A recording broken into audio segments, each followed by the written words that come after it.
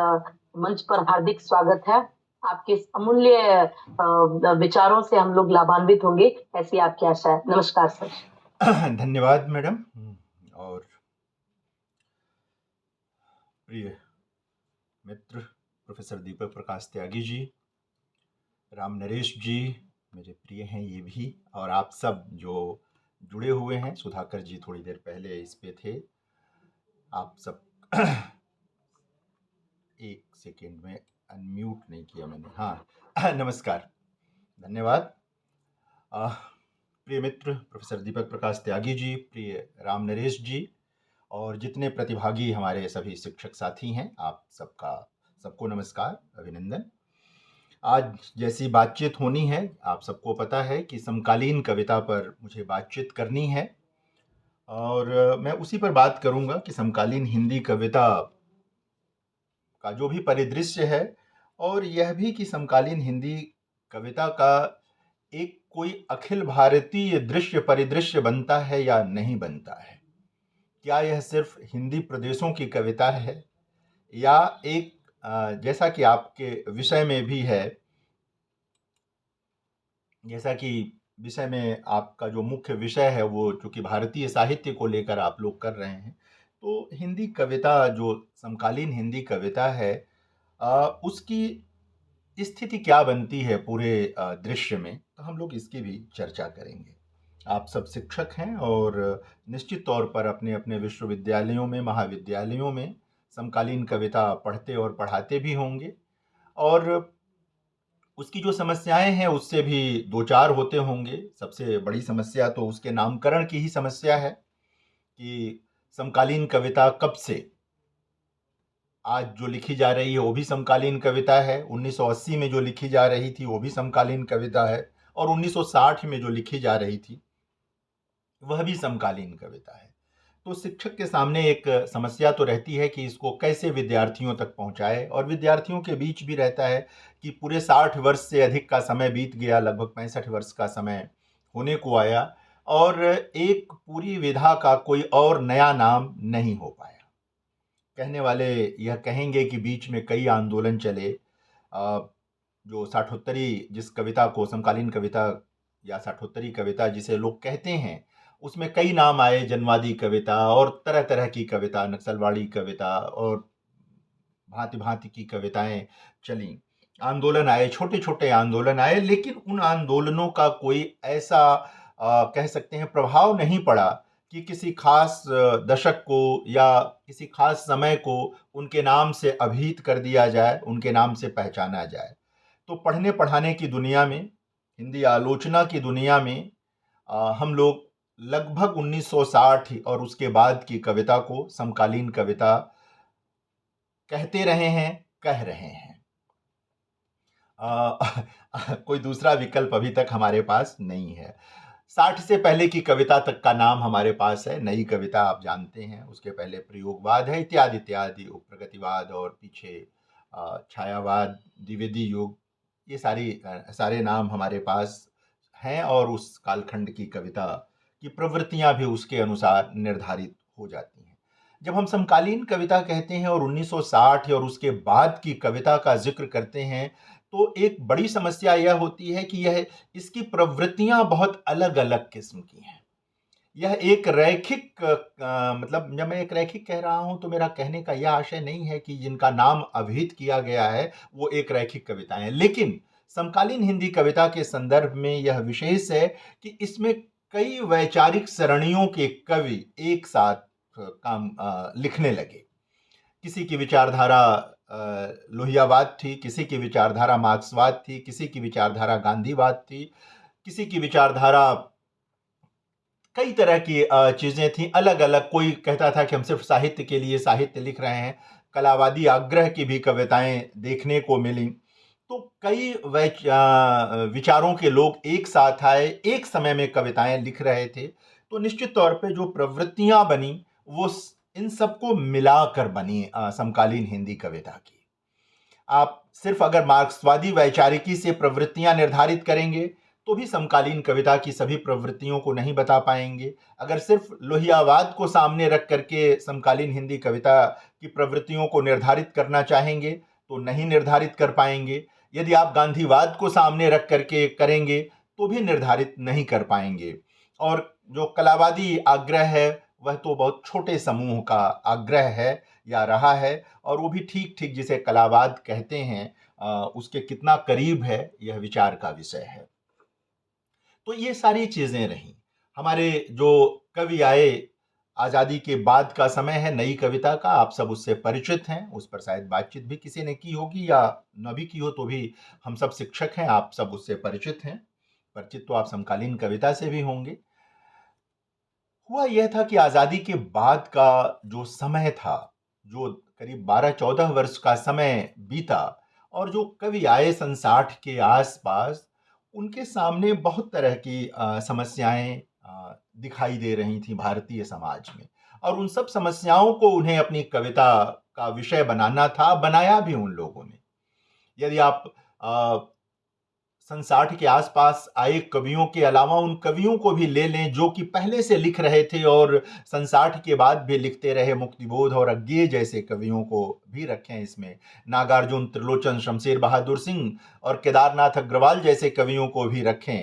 हालांकि ये सन 60 के बाद के कवि नहीं हैं, लेकिन इनका समय इसके बाद 20-25 वर्ष तक आगे चलता है, ये लोग लिखते रह सकते हैं। मुक्तिबोध का समय सिर्फ है जो बहुत कुछ समय बाद ही उनका निधन हो गया था, लेकिन वो बने हुए थे सन 60 के बाद की कविता में भी, और उनकी कविता ठीक ढंग से प्रकाश में ही सन 60 के बाद आ पाई व्यापक पाठक समुदाय के सामने, और आलोचकों ने भी उस पर विचार उसी के आसपास करना शुरू किया व्यवस्थित ढंग से। तो मैं निवेदन यह कर रहा था कि जब प्रवृत्तियों का निर्धारण करें तो बहुत सचेत होकर के हमें समकालीन कविता की प्रवृत्तियों का निर्धारण करना होता है। अगर हम उस निर्धारण में यह देख पाते हैं कि यह कविता आम आदमी की पक्षधर है, तो यह बहुत ध्यान देने की जरूरत है कि यह प्रवृत्ति जो है यह एक साथ जो तीन बहुत प्रमुख वैचारिकी है समकालीन हिंदी कविता की, मार्क्सवाद, लोहियावाद और गांधीवाद, उन तीनों में ये चीज है। उन तीनों के वहां आम आदमी की चिंता दिखाई देती है, तीनों से जुड़े कवियों के वहां आम आदमी की चिंता दिखाई देती है। अब ये एक अलग मसला हो सकता है कि आम आदमी और उसकी समस्याओं को देखने का ढंग तीनों वैचारिकी के कवियों के वहां अलग अलग है। लोहियावाद से प्रभावित रघुवीर सहाय जैसे कवि, विजयदेव नारायण से जैसे कवि, विजयदेव नारायण शाही जैसे कवि, आरंभिक दौर में सर्वेश्वर दयाल सक्सेना जैसे कवि, बाद में वो उनकी वैचारिकी बदल गई थी, धूमिल जैसे कवि, गोरखपुर में आप लोग कर रहे हैं देवेंद्र कुमार बंगाली जी, वहाँ एक कवि होते थे, बंगाली जी कहते थे लोग, देवेंद्र कुमार जी। इन लोगों की वैचारिकी आप देखेंगे, इनकी कविता में आम आदमी की जो पहचान है वह बिल्कुल उस ढंग की नहीं है जैसा ठीक ठीक जो मार्क्सवादी वैचारिकी के उसी दौर के कवि हैं उनके वहां दिखाई देती है। वो पहले से लिख रहे शमशेर बहादुर सिंह हों, केदारनाथ अग्रवाल हों, त्रिलोचन हों, ये सारे लोग हों उसमें, नागार्जुन वगैरह ये सब लोग हों, या जैसा मैंने मुक्तिबोध का जिक्र किया मुक्तिबोध हों, या केदारनाथ सिंह जैसे कवि जो आते हैं सन 60 के आसपास ठीक ढंग से, अभी बिल्कुल अभी अपने पहले संग्रह के साथ आते हैं, इन लोगों के वहाँ चीज़ों को देखने का जो पूरा ढंग है वो भिन्न किस्म का है। यह एक आपको रोचक तथ्य लगेगा कि एकाएक अगर आप उस दौर के हिंदी के बड़े कवियों की सूची तैयार करेंगे तो आपको जो कवि दिखाई देंगे बहुत नामचीन कवि उस दौर के, वो सब डॉक्टर राम मनोहर लोहिया की वैचारिकी से प्रभावित हैं अपने आरंभिक रूप में। रघुवीर सहाय, सर्वेश्वर दयाल सक्सेना, श्रीकांत वर्मा भी अपने आरंभिक दिनों में, बाद में वो कांग्रेस की तरफ चले गए, वो भी उनसे प्रभावित हैं। विजयदेव नारायण शाही तो एक तरह से उन्होंने उसका पूरा जो विचार था वो वहीं केंद्रित था, परिमल की बहसों के वो केंद्रीय व्यक्ति थे। विजयदेव नारायण शाही जी, धूमिल का जिक्र किया मैंने, देवेंद्र कुमार जी का जिक्र किया मैंने, तो ये सारे लोग जो एक बड़ा परिदृश्य रच रहे थे उस समय की हिंदी कविता का, जिसे अब हम समकालीन हिंदी कविता के प्रारंभिक चरण की कविता के तौर पर हम देख सकते हैं। यानी उसके पहले प्रारंभिक नहीं बल्कि उसके पहले चरण की कविता के रूप में देख सकते हैं। तो ये कवि जो है वो डॉक्टर राम मनोहर लोहिया की वैचारिकी के बहुत करीब हैं। लेकिन याद रखिए कि कविता बहुत सूक्ष्म स्तर पर अगर जाने की बात हटा दें, तो सामान्यतः जो कविता रघुवीर सहाय की कह रही थी, लगभग वैसी ही बात नागार्जुन की कविता भी कर रही थी। कमोबेश शमशेर बहादुर सिंह की कविताएं भी वही कह रही थी, केदारनाथ अग्रवाल की कविताएं भी वही कह रही थी। बहुत सूक्ष्म विश्लेषण की ओर जाएंगे आप तो भिन्नताएं नजर आएंगी, और हम शिक्षक हैं, हमको जाना ही चाहिए उस ओर, हमें गौर करना ही चाहिए, उस ओर देखना चाहिए, उन चीजों की ओर। केदार जी की कविता आप देखेंगे, कई लोग केदार जी के बारे में बात करते हुए कहते हैं कि कलावादी आग्रह उनके वहां भी है, लेकिन बिना कला के तो कविता होती नहीं है। देखिए, ऐसा नहीं हो सकता कि बिना कला, कविता प्रथमतः और अंततः एक विधा है, एक कला है वो। अब यह तय करना होता है कि वह वहां कला ही जीव द्रव्य हो जाएगा, या जो उसका जीव द्रव्य होगा, उसका प्रोटोप्लाज्म होगा, वह जनजीवन होगा, वह समाज होगा, वो सांस्कृतिक प्रश्न होंगे, ये कवि को तय करना होता है। और केदारनाथ सिंह ने ये तय किया था। इसलिए अपनी पूरी बनावट बुनावट में केदारनाथ सिंह जिस वैचारिकी के करीब पहुंचते हैं, वो मार्क्सवाद की वैचारिकी है। वो वहीं टिकते हैं, जिस तरह शमशेर बहादुर सिंह है। शमशेर बहादुर सिंह की कविताएं उस तरह लाउड नहीं हैं जिस तरह से केदारनाथ अग्रवाल की कविताएं हैं, लेकिन अपनी वैचारिकी में वो भी जो वामपंथ है, मार्क्सवाद है, उस ओर जाते हैं। धूमिल की कविताएं बहुत लाउड हैं, लेकिन उनकी मूल वैचारिकी जो थी वो लोहिया की वैचारिकी थी।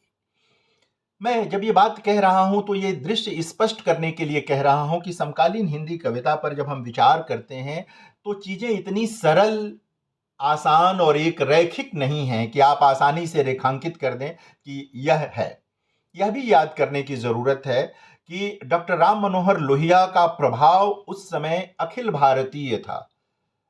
दक्षिण की भाषाओं में भी डॉक्टर राम मनोहर लोहिया के प्रभाव के लेखक थे, बड़े लेखक थे। बहुत सारे लेखक जिन्हें लोग मार्क्सवादी लेखक के तौर पर पढ़ते, पढ़ाते और जानते हैं, कहते हैं, यू आर अनंत मूर्ति जैसे लोगों को, ये लोग भी लोहिया की वैचारिकी से जुड़े हुए लोग थे। उन्हीं में बल्कि कह सकते हैं कि अगर मतलब ये तीन विचार ऐसे थे, मार्क्सवाद, गांधीवाद और लोहियावाद, उसमें सन 60 के आसपास शायद लोहियावाद का प्रभाव सबसे अधिक था। सब लेखकों, कलाकारों के बीच उसका प्रभाव सबसे अधिक था। बाद में धीरे धीरे वो प्रभाव क्षीण होने लगा और मार्क्सवाद केंद्रीय विचार के तौर पर आ गया। साहित्य में, खासकर हिंदी साहित्य में तो विशेष तौर पर आया, और भारत की दूसरी भाषाओं के साहित्य में भी आया। आप लोगों से लोग बात कर रहे होंगे, जो शिक्षक विशेषज्ञ आ रहे होंगे, तो वो बता रहे होंगे। तो ये एक बात तो यह याद रखने की जरूरत है कि समकालीन हिंदी कविता की चिंता में आम आदमी, गांधी जी का अंतिम आदमी, मार्क्सवाद का आम आदमी, लोहिया का भी वह व्यक्ति जिसके बारे में सबसे पहले चिंता की जानी चाहिए, वह व्यक्ति केंद्र में रहा है। कवि की वैचारिकी तीनों में से कुछ भी रही हो, वो भवानी प्रसाद मिश्र जैसे कवि रहे हों जो गांधीवादी रहे, या रघुवीर सहाय जैसे कवि हों जो लोहियावादी रहे, या केदारनाथ सिंह जैसे कवि हों जो मार्क्सवादी रहे। 80 के बाद की जो कविता है उसमें मार्क्सवाद को कह सकते हैं प्रोटोप्लाज्म की तरह स्वीकार करने वाले कवि बढ़ गए। 80 के दशक यानी अरुण कमल, राजेश जोशी, मंगलेश डबराल, असद जैदी, ये जितने कवि आते हैं उस दौर में, पीछे आलोक धनवा, चंद्रकांत देवताले, विष्णु खरे, ये सारे कवि जो आते हैं, ये लोग मार्क्सवाद से अपनी प्रेरणा ग्रहण करते हैं या उस वैचारिक भूमि पर खड़े होते हैं, और जाहिर है कि अपनी कविता का वितान रचते हैं। थोड़ा सा जो अंतर समझने की जरूरत है और देखने की जरूरत है कि इन कवियों के वहां आपको, मैंने जैसे कहा कि सूक्ष्म स्तर पर जाएंगे तो परिवर्तन दिखाई देगा समकालीन हिंदी कविता में। जो मार्क्सवाद से प्रेरणा ग्रहण करने वाले कवि थे, वो पूरी तरह परिवर्तन की बात कर रहे थे कि आम आदमी के दुख की समाप्ति तभी होगी जब परिवर्तन का एक बड़ा वितान बनेगा। लोहियावाद से जो प्रभावित कवि हैं, उनके वहां यह स्वर क्षीण है। वो उनके वहां परिवर्तन की आकांक्षा है, समाजवाद की आकांक्षा है, आम आदमी की उन्नति की आकांक्षा है, लेकिन परिवर्तन के पूरे स्वरूप की कोई परिकल्पना उनके वहां नहीं है, जो कि मार्क्सवाद में है, जो कि किसी रूप में गांधीवाद में भी है। गांधी अगर राम राज्य की परिकल्पना देते हैं तो वो उनकी एक परिकल्पना में पूरी तरह दिखाई देती है और उनके कवियों के वहां वो दिखाई देती है। लेकिन ये सिर्फ अध्ययन के लिए, इससे किसी कवि का महत्व कम नहीं होता है। रघुवीर सहाय के बिना, सर्वेश्वर दयाल सक्सेना या श्रीकांत वर्मा या धूमिल के बिना या देवेंद्र कुमार के बिना आप समकालीन हिंदी कविता पर कोई बात नहीं कर सकते। ये उसका बड़ा हिस्सा है, प्रमुख हिस्सा है, महत्वपूर्ण हिस्सा है। तो जो मैं निवेदन कर रहा था कि आम आदमी की चिंता करते हैं और किस तरह करते हैं और इनके बीच क्या भिन्नता हो सकती है, उस भिन्नता को भी हमें समझने की जरूरत है एक शिक्षक के तौर पर। क्योंकि विद्यार्थी को अगर हम सबको एक ढंग से पढ़ा देंगे, अगर हम एक ढंग से सभी कवियों के बारे में बात कर लेंगे, तो ये विद्यार्थी के लिए बहुत मुश्किल होगी। अगर केदारनाथ सिंह, रघुवीर सहाय, सर्वेश्वर दयाल सक्सेना या श्रीकांत वर्मा अगर सब एक ही ढंग से व्याख्यायित होंगे, तो विद्यार्थी को तो ये पता ही नहीं चलेगा कि इनका प्रस्थान बिंदु क्या है, इनकी सोच क्या है, और इनकी कविता का जो स्वप्न है, वह स्वप्न उनके समकालीन किसी दूसरे के स्वप्न से कैसे भिन्न है। ये हम शिक्षकों की एक जिम्मेदारी है कि हम इस भिन्नता को रेखांकित कर पाएं समकालीन कविता को पढ़ते और पढ़ाते हुए। मेरे ख्याल से बात स्पष्ट हो रही है। जो दूसरी महत्वपूर्ण चीज देखने की इस दौर में आती है कि आरंभिक तौर पर एक बीच में एक मूवमेंट, नक्सलवाड़ी का मूवमेंट आ गया। नक्सलवाड़ी का जब मूवमेंट आया तो हिंदी कविता पर भी, बांग्ला कविता या भारतवर्ष में जो उसका प्रभाव था, उस तरह हिंदी कविता पर भी उसका प्रभाव आया। चंद्रकांत देवताले का मैंने नाम लिया, आरंभिक तौर पर वो उससे प्रभावित हुए। वेणुगोपाल, गोरख पांडे, पंकज सिंह भी शुरुआती दौर में उससे प्रभावित हुए। ये कुछ आलोक धनवा की आरंभिक पहचान, गोली दागो पोस्टर जैसी कविताओं की पहचान उसी मूवमेंट के साथ बनती है, आती है। ये वो एक तरह से कह सकते हैं कि एक बिंदु है जहां पर एकाएक कवियों को लगा कि परिवर्तन का कोई माहौल बन गया है और इसको लिखना चाहिए, और लोगों ने लिखा, हिंदी में भी लिखा बहुत। और उस दौर में लोगों ने इसको रेखांकित भी किया। तो लेकिन एक चीज यहां पर हिंदी कविता की प्रवृत्तियों को रेखांकित करेंगे तो यह था कि लाउड बहुत हो गई हिंदी कविता। वो बहुत उसमें, मतलब कह सकते हैं लाउडनेस बहुत ज्यादा आई। अब आप इसे सकारात्मक अर्थ में भी ले सकते हैं और चाहें तो आप इसकी आलोचना भी कर सकते हैं कि उसकी लाउडनेस की। तो यह एक बिंदु बना। फिर एक दौर समकालीन हिंदी कविता के का में वो आता है जब इमरजेंसी लग गई, आपातकाल का समय आया। तब पूरे देश में कवियों एक विचित्र स्थिति हुई। हम लोग शिक्षक हैं, उस पर चर्चा करनी चाहिए। जो वामपंथी वैचारिकी के कवि थे, उनमें भी दो फांक हो गई थी। कुछ लोग आपातकाल के विरोध में नहीं थे और बहुत सारे लोग आपातकाल के विरोध में थे। जो लोग आपातकाल के विरोध में थे, उन लोगों ने उस दौर में प्रतिरोध की प्रखर कविताएं लिखी और लोकतंत्र की रक्षा कैसे हो, किस तरह हो, कविताएं लिखी। और बहुत सारे संग्रह अलग से संपादित हुए आपातकाल की कविता को लेकर, बहुत सारे लोगों ने उसे संपादित किया।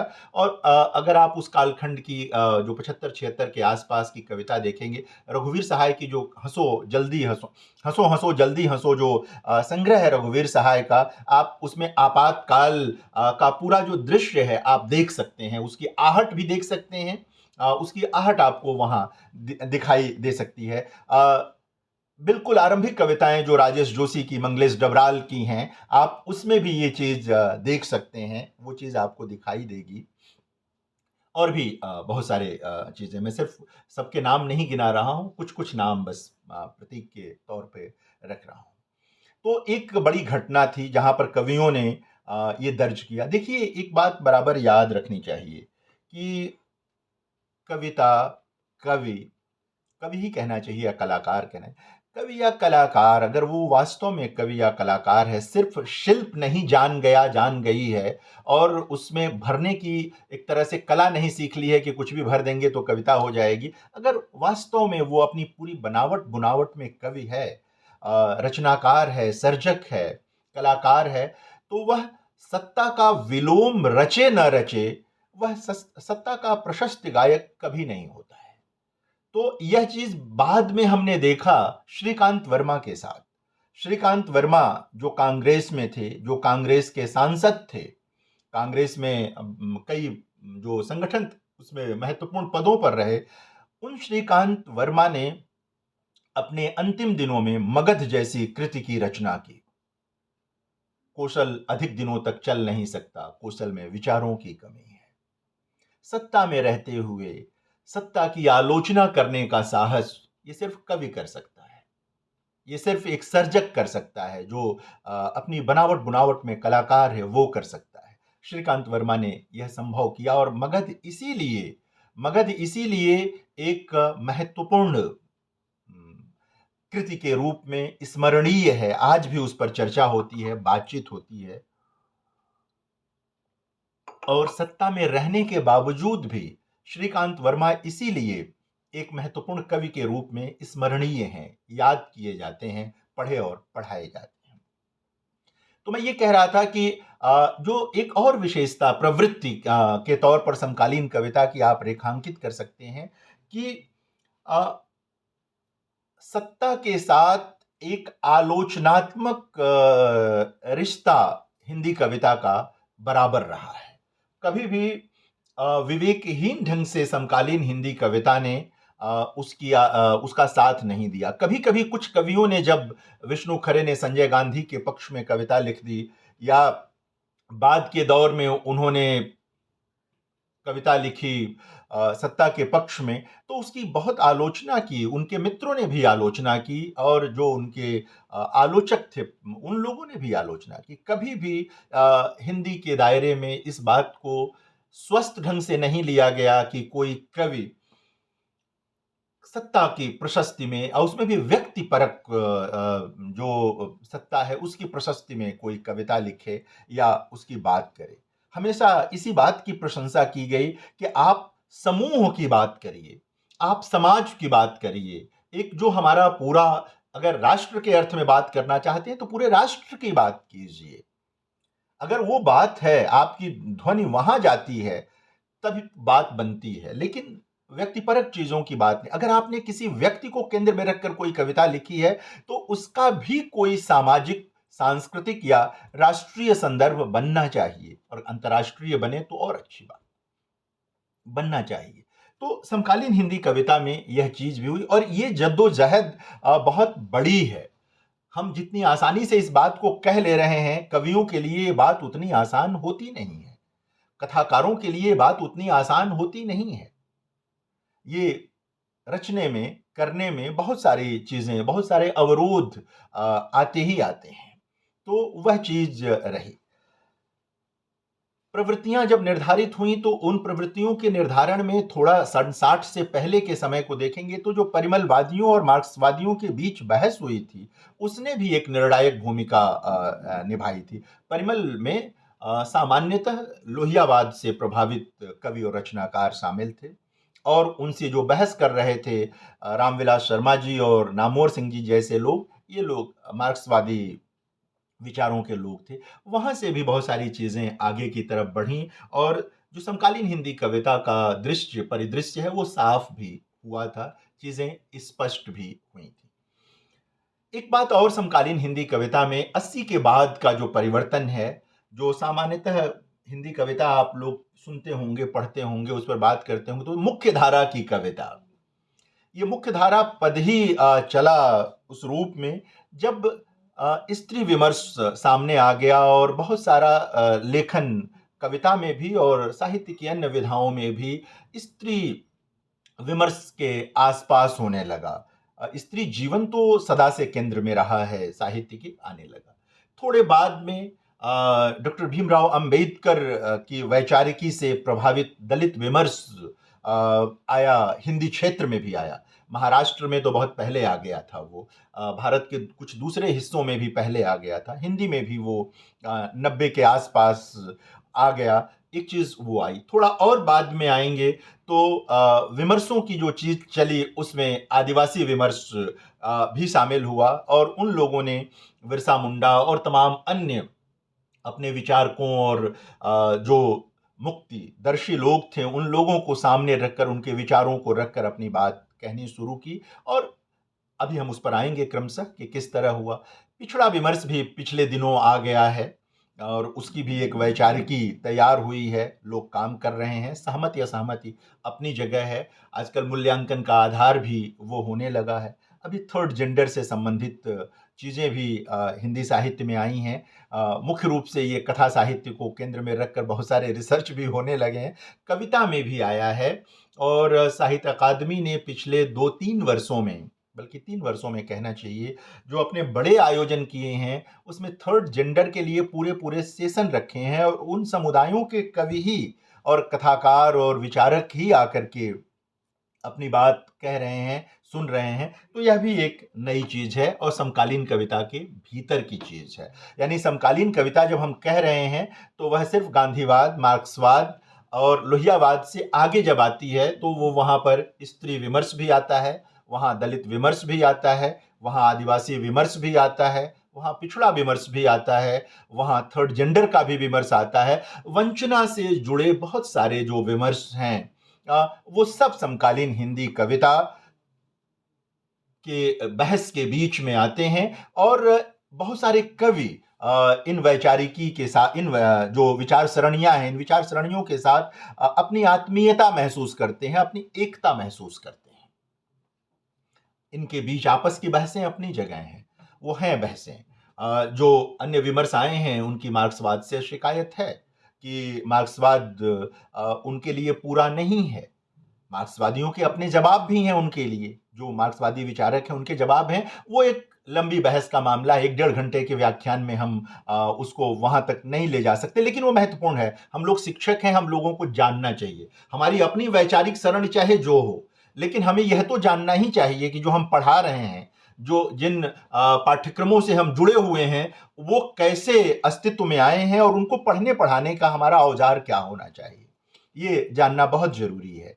क्योंकि सही औजार सही जगह लगाएंगे तभी काम आगे बढ़ेगा, वरना तो शायद कलाकृति बनेगी ही नहीं या ताला खुलेगा ही नहीं, है ना। गलत चाबी लगाएंगे तो ताला कैसे खुलेगा। वही मैं निवेदन कर रहा था कि एक ही ताली से, एक ही चाबी से सारे कवियों की कविता को आप नहीं खोल सकते हैं, क्योंकि बहुत बारीकी ही सही लेकिन अंतर है। एक ही वैचारिकी के कवियों में भी अंतर होता है, एक ढंग के नहीं होते हैं। अरुण कमल और राजेश जोशी एक ढंग के कवि नहीं हैं, एक वैचारिकी के बावजूद भी। रघुवीर सहाय और धूमिल एक वैचारिकी के बावजूद भी एक ढंग के कवि नहीं हैं। स्त्री विमर्श के भीतर ही अगर आप आएंगे तो अनामिका, तेजी ग्रोवर, सविता सिंह या नीलेश रघुवंशी एक ढंग की कवि नहीं है। इनके वहां भी आपको अंतर दिखाई देगा जब आप बारीकी में जाएंगे। यानी कि समकालीन कविता की एक रस और एक रैखिक होने की बात जो लोग बिना पढ़े कर लेते हैं, बिना समझे कर लेते हैं, उन्हें थोड़ा विचार करना चाहिए, जाना चाहिए इन कविताओं के पास और इनमें डूबने की कोशिश करनी चाहिए, विचार करने की कोशिश करनी चाहिए। तब जाकर के एक बात और मैं निवेदन करूं कि जब हम समकालीन कविता कहते हैं तो लंबे समय से हिंदी आलोचना में यह होता आया कि जो छंदबद्ध कविता है उस पर विचार नहीं हुआ। ये माना गया कि जो छंदबद्ध कविता है, यानी गीत है, गजल है या छंद के जितने भी रूप हैं, उनमें लिखी गई कविता को बहुत स्वस्थ नजरिए से नहीं देखा हिंदी आलोचना ने, खासकर समकालीन कविता से जुड़े आलोचकों ने। मेरा ये मानना है और मैं बार बार ये निवेदन करता रहा हूँ, आज भी कर रहा हूँ, कि जब आप समकालीन कविता का एक दायरा सुनिश्चित करते हैं, सन 60 से लेकर 2024 तक अब आते हैं, तो इस अवधि में लिखी गई जो छंदबद्ध कविताएं हैं, उनका क्या करेंगे आप? क्या वो समकालीन कविता नहीं है? समकालीनता की पहचान का जो मूल है वो तो वही होना चाहिए कि वो उसमें रच क्या रहे हैं, वो उसमें लिख क्या रहे हैं, उनकी विषय वस्तु क्या है। अगर उनकी विषय वस्तु वैसी ही है या उसी प्रकार की चिंताएं उनके वहां भी हैं जो छंदमुक्त समकालीन हिंदी कविता में है, तो वो फिर समकालीनता से बाहर कैसे जा सकते हैं? और छंद मुक्त होकर के भी अगर कोई आज रीतिकाल की बात कर रहा है या 100 साल पीछे की मानसिकता कविता में ला रहा है, तो वो समकालीन कैसे हो सकता है? वो नहीं हो सकता समकालीन। ठेठ समकालीन के ठेठ अर्थ में वो नहीं हो सकता समकालीन। और एक बात और कि जब हम समकालीन हिंदी कविता कहते हैं तो उसका मतलब आज की कविता नहीं है। वो सांप्रतिक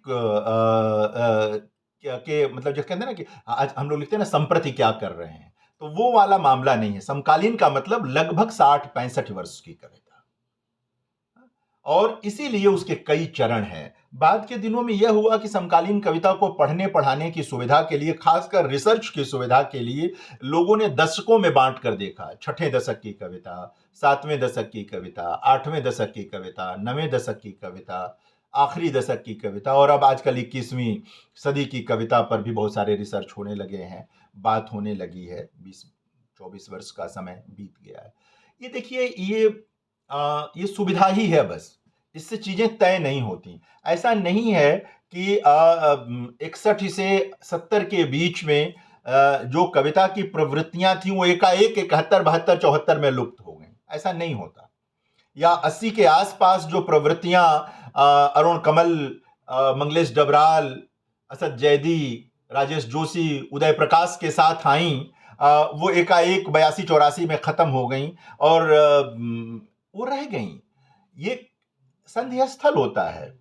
कुमार अंबुज ने राजेश जोशी से भिन्न कविताएं लिखी हैं, लेकिन जब उस भिन्नता की भी पहचान करेंगे हम, तो एक संधि रेखा एक जगह दिखाई देती है हमें लगता है कि वो वैचारिक संधि स्थल भी हो सकता है, समस्याओं को देखने के नजरिए का संधि स्थल भी हो सकता है। ये बहुत सारी चीजें हो सकती हैं, वो है। तो यह एक सुविधा ही है बस। इस सुविधा से प्रवृत्तियां निर्धारित करने में बहुत दिक्कत आती है। यानी 8वें दशक की प्रवृत्ति आप निर्धारित करेंगे तो क्या वो 9वें दशक में नहीं जाएगी? इसलिए हमको इस पूरे कालखंड का ही निर्धारण करना पड़ता है। हुआ यह है कि ये कुछ बड़े आंदोलन जरूर हुए समकालीन हिंदी कविता में, जैसा मैं निवेदन कर रहा था कि एक नक्सलवाड़ी का आंदोलन हुआ, एक इमरजेंसी आई, लेकिन ये सारी चीजें ऐसी हुई कि जिनके आधार पर पूरे पूरे कालखंड का नाम नहीं रखा जा सकता था, अभिहित नहीं किया जा सकता, तो उसे संकट हो जाता, क्योंकि सारे कवि उस दौर में भी एक ढंग की कविता नहीं लिख रहे थे। यानी कि सन 67 या 68 के आसपास ऐसा नहीं था कि हिंदी के सारे कवि नक्सलवाड़ी के प्रभाव में कविता लिखने लगे हों, ऐसा नहीं था। तब भी लोहियावाद के प्रभाव में लोग कविताएं लिख रहे थे, गांधीवाद के प्रभाव में कविताएं लिख रहे थे। उनके उनके स्वप्न देखने का तरीका नक्सलवाड़ी से जुड़े मार्क्सवादी कवियों से भिन्न था। यहां तक कि मार्क्सवादी कवियों में भी बहुत सारे कवि थे जो नक्सलवाड़ी से भिन्न किस्म की कविताएं लिख रहे थे। इसलिए प्रवृत्तियां हम निर्धारित नहीं कर सकते। हम किसी कविता को पसंद और नापसंद कर सकते हैं।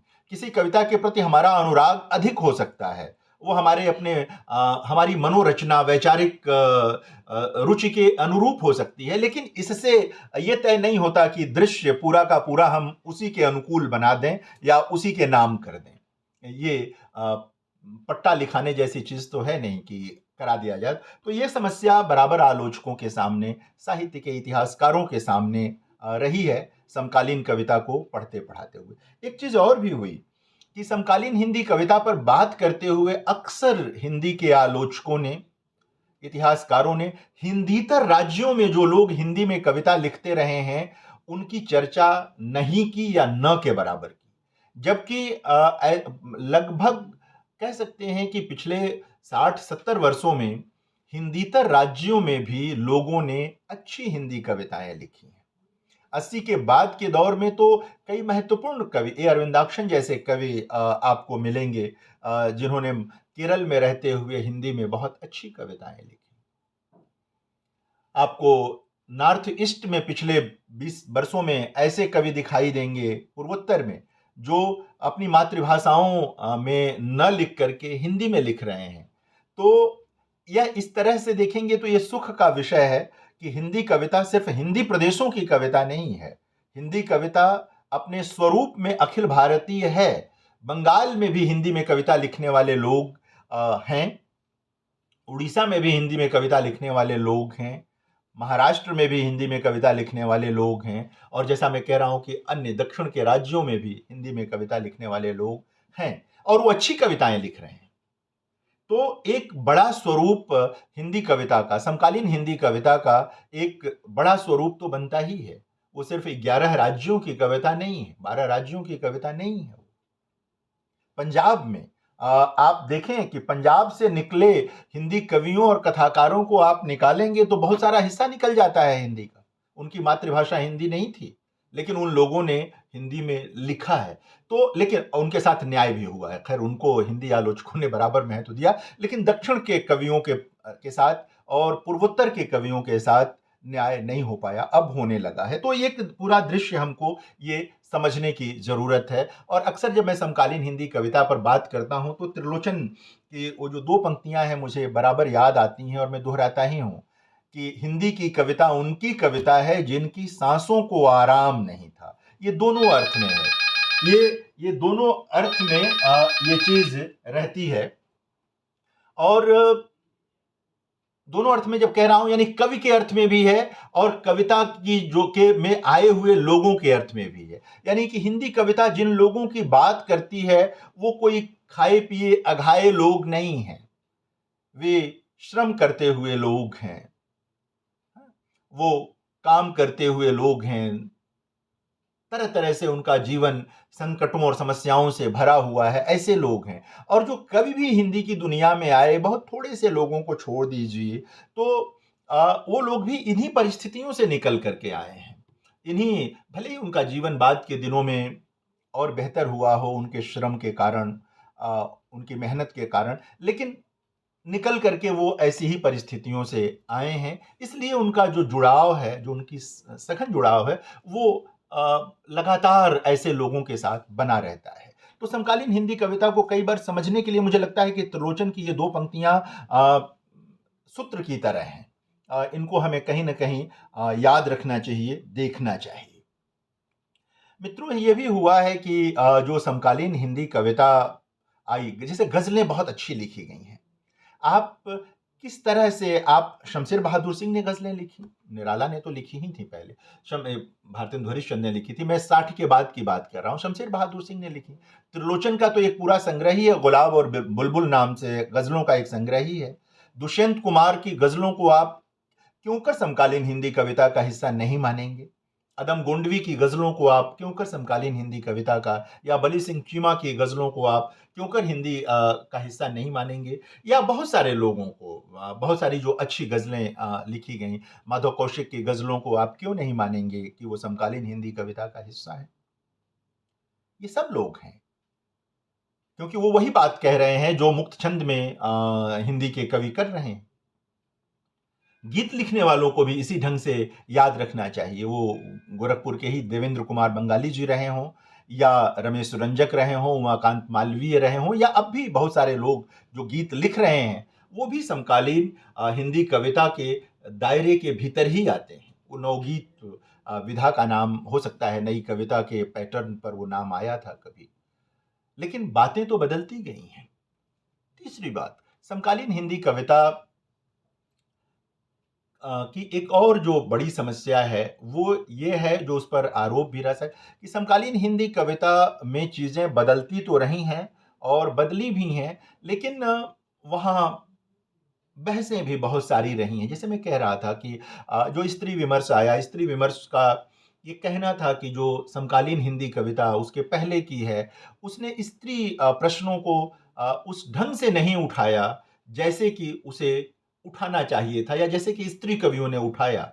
याद करें कि रघुवीर सहाय ने अलग से स्त्री विषयक कविताओं का कोई संग्रह प्रकाशित नहीं कराया, लेकिन लगभग 80 कविताएं उनकी स्त्री विषयक हैं, जो मुझे लगता है कि उनके समकालीन किसी कवि के पास शायद स्त्री विषयक इतनी कविताएं नहीं होंगी। और वो अलग अलग जीवन संदर्भों को लेकर लिखी गई कविताएं हैं।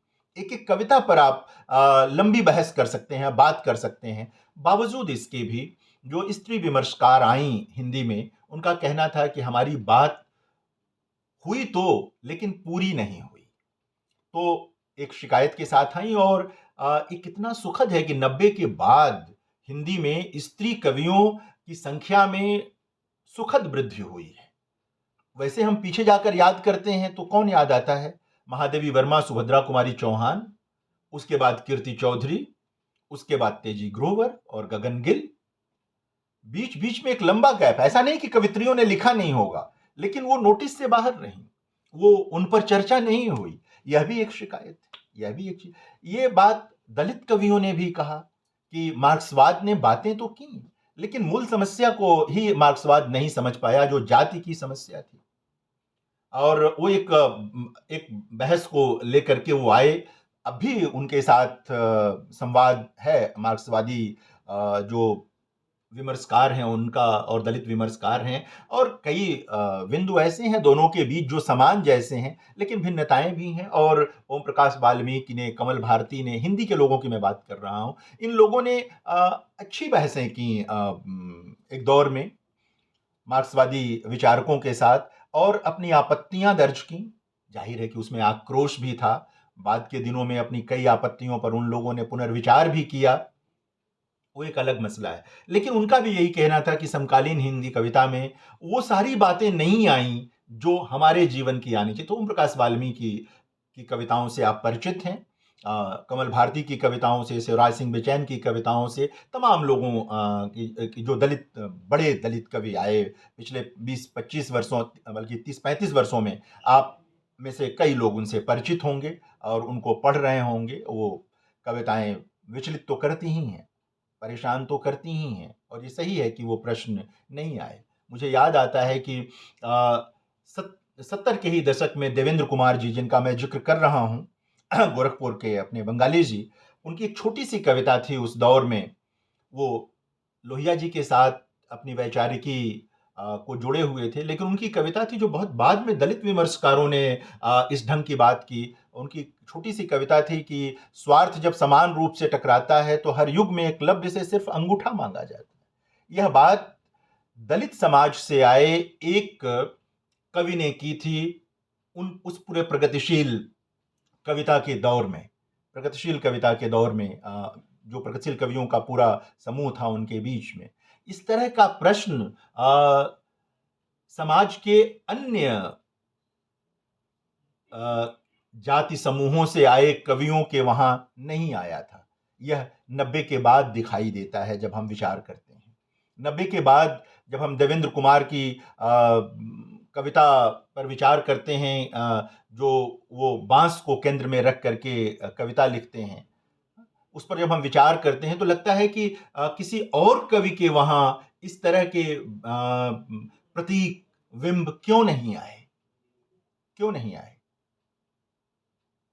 तो ये चीजें भी देखनी है कि इस तरह के जो आए वो कवि लेकर आए। और बाद में जब 90 के बाद के समय में विशेष तौर पर ओम प्रकाश वाल्मीकि जो सबसे प्रमुख चेहरा हैं दलित हिंदी कविता का उस पूरे कालखंड में, उनकी कविताओं को आप देखेंगे तो जो प्रश्न वहां आते हैं वो उन्होंने समकालीन हिंदी कविता को उसके परिसर को बड़ा बनाया, उसके घनत्व को बढ़ाया इन लोगों ने।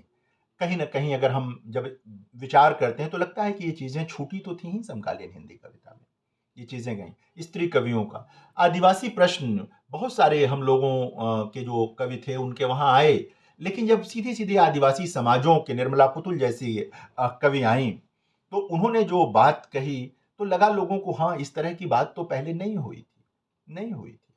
या अब जब पिछड़े समुदाय से बहुत सारे रचनाकार हमारे वहां आते रहे, बड़े रचनाकार हमारे वहां, फणीश्वर नाथ रेणु से लेकर राजेंद्र यादव से लेकर बहुत सारे लोग हमारे वहां आते रहे हैं, शिवमूर्ति संजीव, ये सब लोग आते हैं, लेकिन ये उस ढंग से, उस विमर्श से जोड़कर अपने को नहीं देखते थे। लेकिन अब जब वो विमर्श आया है तो मूल्यांकन का एक आधार उसने निर्मित किया है, और कुछ प्रश्न लेकर के अब उस ढंग से भी चीजें आ रही हैं।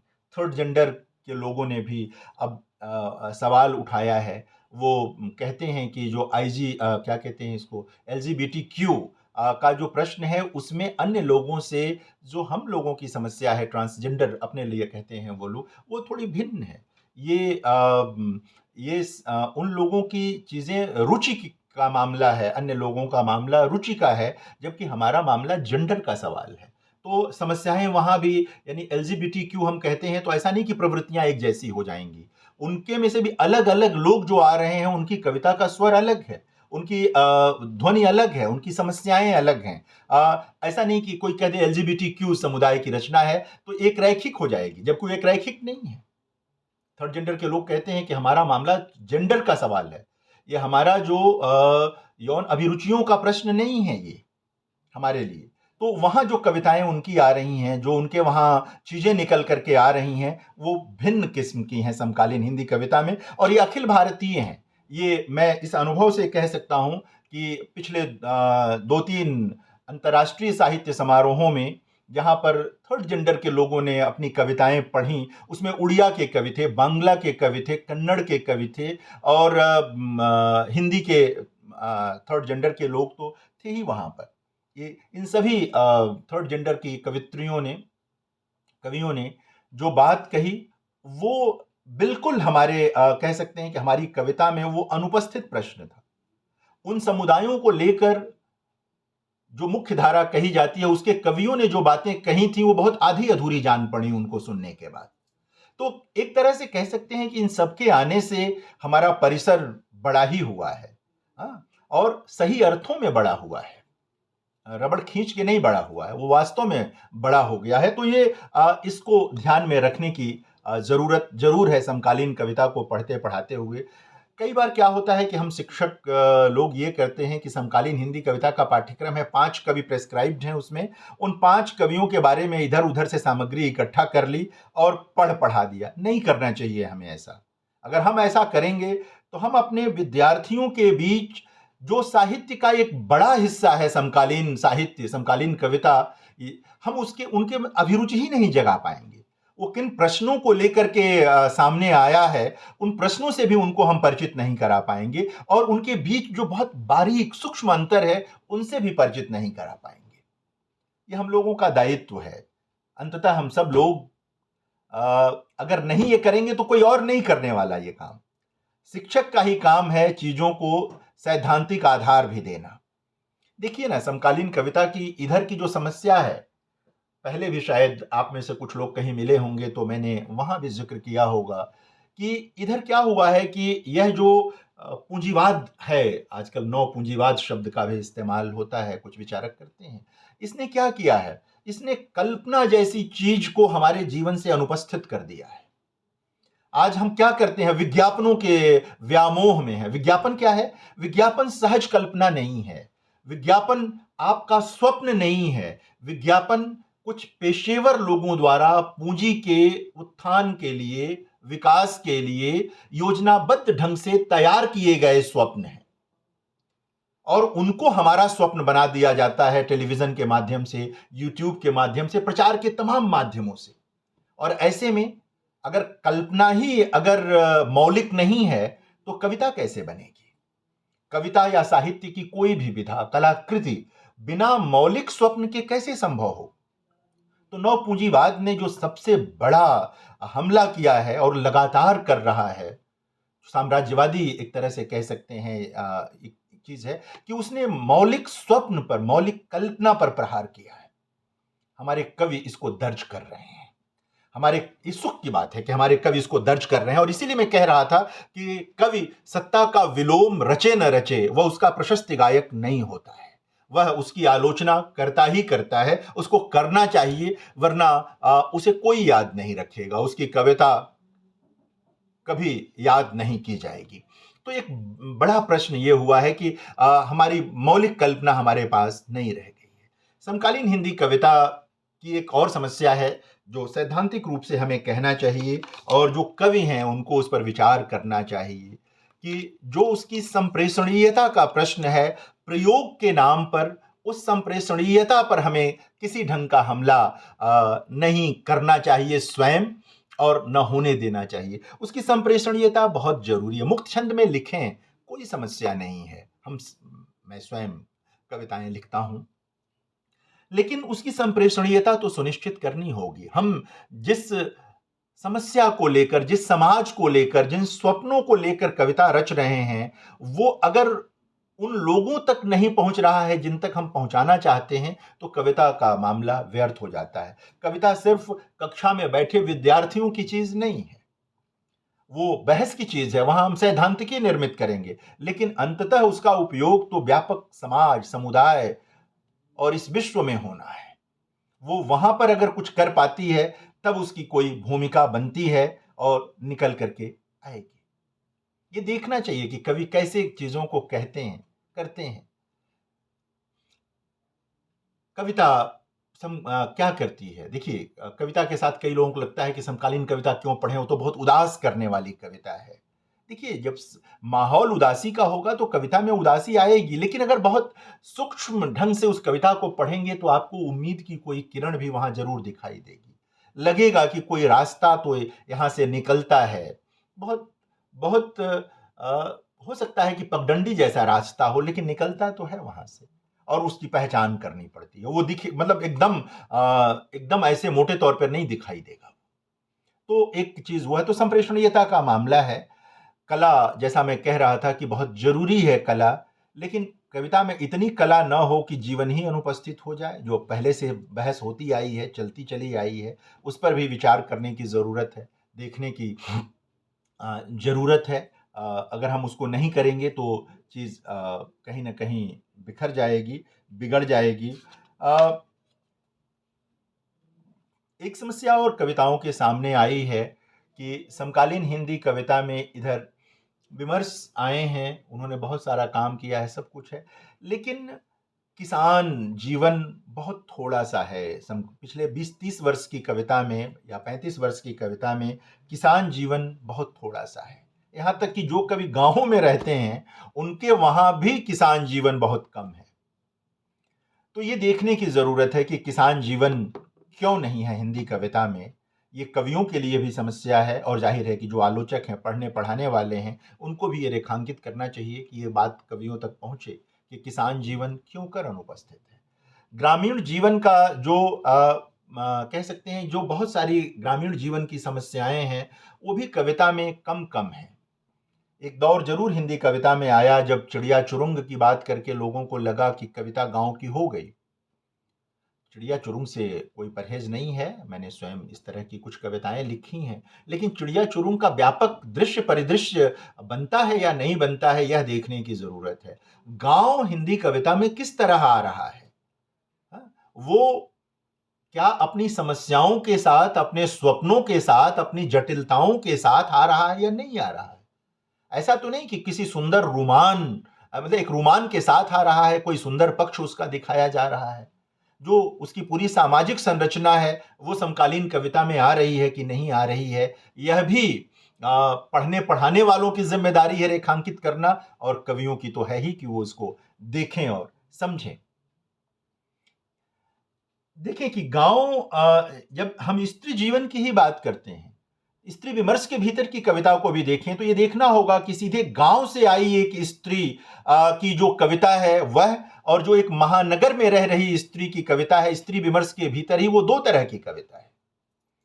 जो नगरीय जीवन की कवित्री है, मध्यवर्गीय जीवन या उच्च मध्यवर्गीय जीवन में जिस कवित्री का जीवन है, वो जिन समस्याओं को लेती है, वो समस्याएं भी वाजिब हैं, लेकिन जो गांव से सीधे आने वाली स्त्री है, वो जिन समस्याओं को लेती है, वो बेसिक समस्याएं हैं, मनुष्य अस्तित्व की प्राथमिक समस्याएं हैं, उनको लेकर आ रही हैं वो। यह भी हमारा ही दायित्व है कि हम इसको बताएं कि ये गांव से सीधे आने वाली कवित्री जो है, देखिए ना किस तरह के अभी जो संबंधों का तनाव है उसको किस तरह कविता में ला रही है। जो पारिवारिक संरचना है उसको किस तरह कविता में ला रही है। और ये जो महानगर में कवि हैं, स्त्री कवि हैं, इनके वहां कैसे आ रहा है। बातें दोनों महत्वपूर्ण हैं, लेकिन दोनों मिलकर पूरा करती हैं दृश्य को, और हम बारीक ढंग से देखेंगे तभी ये चीजें हमें दिखाई देंगी। सिर्फ देखेंगे कि स्त्री विमर्श की कविता है तो लगेगा कि हाँ बस स्त्री विमर्श की कविता। इसी तरह दलित विमर्श के भीतर भी चीजें हैं। दलित विमर्श में जो सीधे गांव से लोग आए पहली पीढ़ी में, सारी चीज उनके वहां जो चीजें आई, अब जो बहुत सारे लोग महानगरों में आ गए हैं, वहां की जो जटिलताएं लेकर वो आ रहे हैं, दिखा रहे हैं, वह भी उसका एक बड़ा पक्ष है।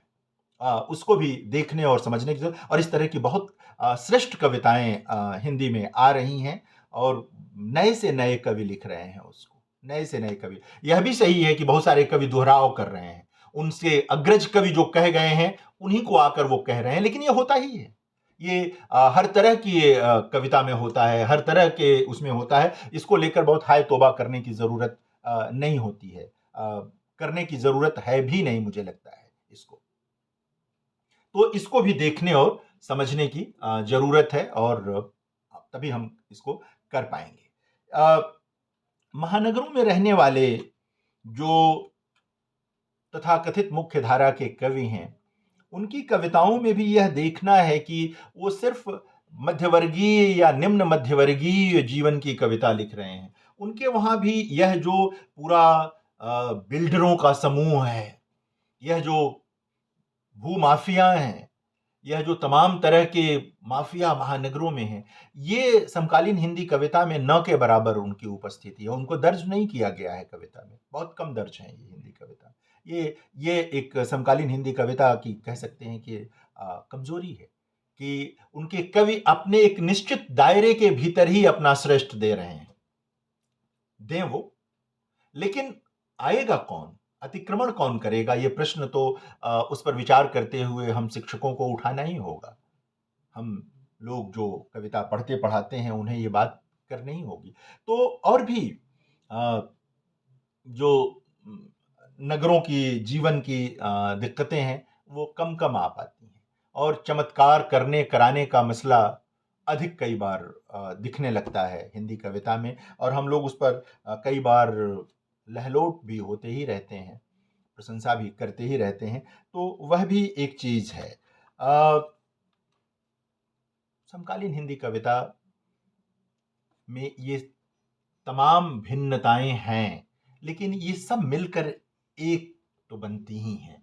यानी कि ये भिन्नताएं समकालीन हिंदी कविता को अलगाती नहीं हैं, ये सभी भिन्नताएं समकालीन हिंदी कविता का एक परिसर बनाती हैं, और एक दूसरे से संवाद की गुंजाइश तलाशती हैं, एक दूसरे से संवाद की कोशिश करती हैं। कई बार नहीं हुआ आरंभिक दौर में संवाद, कुछ विमर्श आए और संवाद नहीं हो पा रहा था, तब अलग अलग मोहल्लों की बातें हो रही थीं, लेकिन अब एक मोहल्ले की खबर दूसरे मोहल्ले में जाती है, आवाजाही खूब हो गई है, झगड़े भी हैं, विवाद भी हैं, लेकिन बौद्धिक दुनिया में तो ये बहुत जरूरी चीज है। अगर विवाद नहीं होगा तो कोई नया नतीजा नहीं निकलेगा, नए रास्ते की ओर नहीं जाएंगे। तो समकालीन हिंदी कविता ने बहुत सारी बहसों को जन्म दिया है। वो बहसें दलित विमर्श के भीतर भी हैं, आदिवासी विमर्श के भीतर भी हैं, स्त्री विमर्श के भीतर भी हैं, पिछड़ा विमर्श के भीतर भी हैं, जो मार्क्सवादी धारा से जुड़े कवि हैं उनके वहां भी हैं, और जो अन्य धाराओं से जुड़े कवि हैं उनके वहां भी बहसें हैं। अगर बहसें नहीं होंगी तो नवोन्मेष के रास्ते बंद हो जाएंगे, नएपन के रास्ते बंद हो जाएंगे, चीजें जो हैं वो खत्म हो जाएंगी। तो इस पर भी हमें विचार करने की जरूरत है। यह भी हुआ है कि बहुत सारे कवि, प्रतिभाशाली कवि, जिनमें बहुत कुछ नया रचने कहने की प्रतिभा है, उन्होंने कविता को खेल जैसा मान लिया है कि वो खेल सकते हैं। उनको फॉर्म आता है, उनको रूप आता है कविता विधा का, उसमें उनके पास शब्दकोश है, बहुत सारी चीज़ें हैं, वो कला जानते हैं, विश्व कविता से परिचित हैं। तो वो फुटबॉल की तरह या वॉलीबॉल की तरह जो है वो खेल सकते हैं। लेकिन याद रखना चाहिए कि कविता जहाँ कहीं भी ऐसी कोई प्रवृत्ति दिखाई दे, हमें उसकी सख्त आलोचना करनी चाहिए। कविता खेल नहीं हो सकती, कविता खेल का मैदान नहीं है। वो जो शब्द मैं पीछे इस्तेमाल कर रहा था, वो प्रोटोप्लाज्म है, वो जीव द्रव्य है मनुष्यता का, हमारे समाज का। हाँ? और जीव द्रव्य से तो खेलेंगे तो दिक्कत होगी। हाँ? जीवन मरण का प्रश्न आ जाएगा वहां। तो समकालीन हिंदी कविता के साथ यह भी हुआ है। बहुत सारी चीजें हैं ज़ेर बहस जो हैं वो हैं, रहेंगी समकालीन हिंदी कविता में। स्वयं दलित विमर्श के भीतर जो स्त्री कवि आई हैं, वो उन उनका अपने ही जो उनके वहाँ पुरुष कवि हैं, उनके साथ बहस है उनके साथ। वो जो शेष स्त्री विमर्श है, उसके साथ तो वो बहस कर ही रही हैं। उनकी बहस अपने ही जो पुरुष कवि हैं, उनके साथ भी है। जो पुरुष रचनाकार हैं, उनके साथ भी उनकी बहस है। ये है, उन लोगों का कहना है कि भई समस्याएँ हमारी एक जैसी नहीं हैं। एक वंचना झेल रही स्त्री की कई स्तर पर उसका संघर्ष है। एक उच्च मध्यवर्गीय स्त्री का संघर्ष उतने स्तरों पर नहीं है। तो उनका कहना है कि उनकी कविता में जो तनाव है, जो जीवन स्थितियाँ हमारी कविता में उससे अलग है, भिन्न है, तो हमें एक ही ढंग से मत देखिए। एक ही आईने के सामने हम दोनों को मत रख दीजिए, या एक ही चश्मे से या एक ही लेंस से हमको मत देखिए। ये उनका आग्रह है, और निश्चित तौर पर हम सब जो कविता पढ़ते-पढ़ाते हैं, हमें उनकी बात पर ध्यान देना चाहिए। तभी हम अंतर कर पाएँगे। बस स्लोगन की तरह, मंत्र की तरह ये नहीं रटना है कि ये फला विमर्श की कविता है, ये फला विचार की कविता है, नहीं। जिसको हम फला विचार की कविता कहते हैं, उसके भीतर भी बहुत सारी अंतर्धाराएँ होती हैं। उस कविता के भीतर भी बहुत सारी आपको ऐसी बारीक रेखाएँ दिखेंगी, जो आपको नए इलाके में ले जाएँगी, नए क्षितिज की ओर लेकर जाती हैं वो कविताएँ, और वहाँ से आप मनुष्य की और मनुष्यता की कोई नई चीज़ देख पाएँगे, कह पाएँगे। ये भी वहाँ निकल कर के आता है, दिखाई देता है। तो यह भी हम लोगों को देखना और समझना होगा, जानना होगा। इधर जो हिंदी समकालीन हिंदी कविता की आलोचना है, एक दौर में उसमें बहुत समर्थ आलोचक होते रहे हैं। मैं रामविलास जी की और नामवर जी की बात न भी करूं, जो लोग हिंदी आलोचना में प्रतीक पुरुष की तरह दिखाई देते हैं, तो 80 के बाद की कविता के नहीं, बल्कि 60 के बाद की ही कविता के दो प्रमुख आलोचक, एक तो जिस विश्वविद्यालय का आप प्रोफेसर कोर्स कर रहे हैं, प्रोफेसर परमानंद श्रीवास्तव, और एक नंद किशोर नवल पटना में, ये दो लोग रहे हैं। गोरखपुर में समकालीन कविता को लेकर प्रोफेसर विश्वनाथ प्रसाद तिवारी ने भी बहुत अच्छी आलोचना लिखी है। एक कविता को मैं केंद्र में रख के कह रहा हूँ।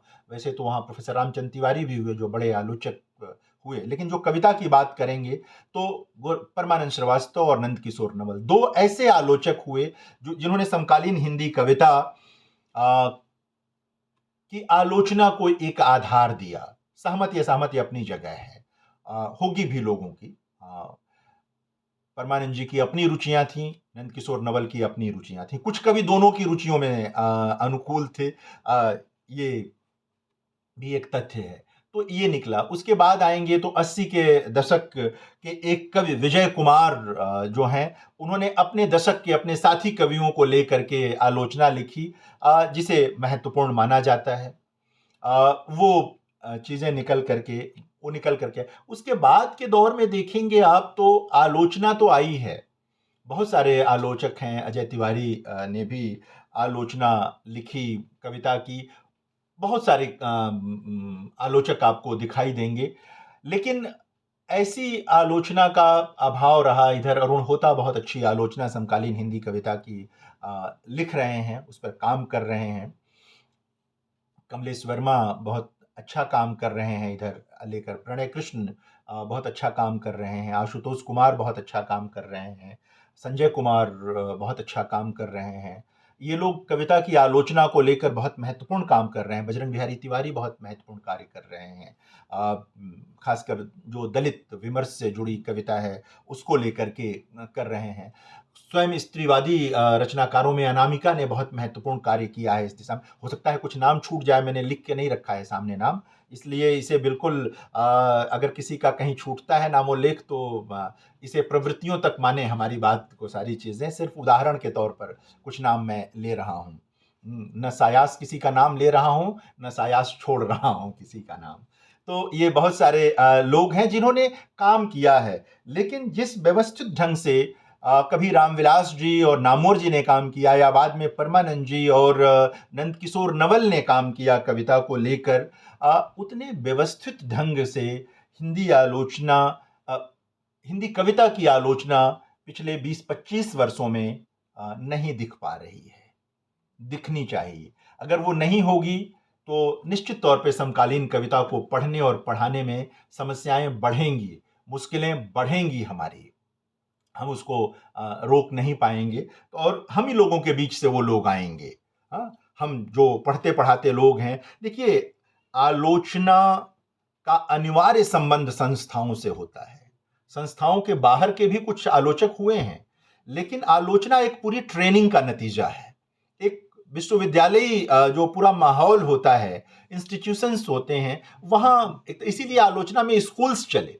हाँ, फला स्कूल की आलोचना, फला स्कूल की आलोचना, वो कहीं ना कहीं कह सकते हैं कि उसका परिसर से, अकादमिक परिसर से जुड़ाव होता है। इसीलिए कई बार वैचारिकी से भी उन चीज़ों को जोड़ा। आप पश्चिम में जाएंगे तो प्राग इस स्कूल आपको सुनाई देगा कि प्राग स्कूल की आलोचना है, तमाम इस तरह के। तो ये बनती रही हैं चीज़ें। जो बड़े आलोचक हैं वो किसी न किसी बड़ी संस्था से जुड़े रहे हैं, वहाँ अध्यापक रहे हैं, आचार्य रहे हैं, तो ये लोग जुड़े रहे। तो हम लोग ही, यानी कि जो लोग, इसका कारण क्या है कि हमारा काम ही पढ़ना पढ़ाना है। प्रतिदिन हमारा काम है पढ़ें पढ़ाएं, लाइब्रेरियों की, पुस्तकालयों में जाएं, किताबों की धूल झाड़ें और कुछ देखें। तो हम ही लोगों से ये उम्मीद की जा सकती है कि हम कुछ ज़्यादा व्यवस्थित काम इस दिशा में कर पाएंगे। कोई बाहर से नहीं आएगा। बाहर से जो लोग आते हैं ना, वो कुछ लेख लिख देते हैं, कुछ समीक्षाएं लिख देते हैं। अक्सर वो पूरी योजना जो होती है वो शिक्षक के पास अधिक व्यवस्थित ढंग से होती है, आलोचक होने की। तो हमें लगता है कि हम ही लोगों में से लोग आएंगे जो समकालीन हिंदी कविता का जो एक पुख्ता ज़मीन है, बनी हुई है, बाद की, खास करके जो 90 के बाद की कविता है, उस कविता की का मूल्यांकन करेंगे। उस कविता के लिए कुछ नए टूल्स देंगे, नए औजार देंगे कि कैसे इस कविता की व्याख्या की जाए, कैसे इस कविता को समझा जाए। अभी भी होता क्या है कि कई लोग आते हैं आलोचना लिखने के लिए, और 80 के दशक के कवियों की व्याख्या के लिए जो टूल्स अपनाए गए थे, उस टूल्स से सन 2020 में लिखने वाली एक कवि या लिखने वाले एक कवि की कविता की व्याख्या करते हैं। कैसे कर पाएंगे आप? राजनैतिक, सामाजिक, सांस्कृतिक बहुत सारी स्थितियां बदल गई, शब्दावली बदल गई है, संबंधों का रसायन बदल गया है। इन सारी चीज, इतने इतने तरह के बदलाव हो गए हैं, और अभी आपके पास जो ताली है, जो चाबी है, वो 1980 वाली है। आप कविता कैसे खोलेंगे? ये तो बहुत मुश्किल है उसको खोल पाना और समझ पाना या कह पाना। तो वो भी है कि हम लोगों को निश्चित तौर पर उन औजारों की तरफ जाना होगा। जैसे जब दलित सर्जक आए तो उन्होंने कहा कि हमें एक नए सौंदर्य शास्त्र की ज़रूरत है। हम जो पुराना सौंदर्य शास्त्र है, जो वो मार्क्सवादी सौंदर्य शास्त्र हो, या लोहियावादी सौंदर्य शास्त्र हो, या गांधीवादी सौंदर्य शास्त्र हो, या इन सब का कोई मिला जुला रूप हो, उन्होंने कहा कि हमारे लिए अपर्याप्त है। स्त्री विमर्शकारों ने भी यही कहा, अब पिछड़ा विमर्शकार भी यही कहते हैं। तो निश्चित तौर पर सन 2020 में या 2024 में जो कवि लिख रहा है, लिख रही है, उसको लगता है कि हमारी कविता को पढ़ने, उसको व्याख्यायित करने का औजार, उसकी शब्दावली, हाँ, उसकी भाषा कुछ अलग होनी चाहिए, और ये कोई और नहीं करेगा, ये आप सब करेंगे। हम ही लोगों को ये करना होगा। हम ही लोगों में से कुछ लोग होंगे जो ये काम कर पाएंगे, अन्यथा तो बात बनेगी नहीं, निकलेगी नहीं। हमें लगता है कि अब हम लोग सवाल जवाब ले लें। कुछ अगर सवाल जवाब हो तो हम सवाल जवाब ले लें, उसके बाद मैं अगली मीटिंग में अपने जाऊंगा। मुझे लगता है 1.25 घंटे के आसपास का व्याख्यान हो गया है, 1 घंटे 10 मिनट के आसपास। जी।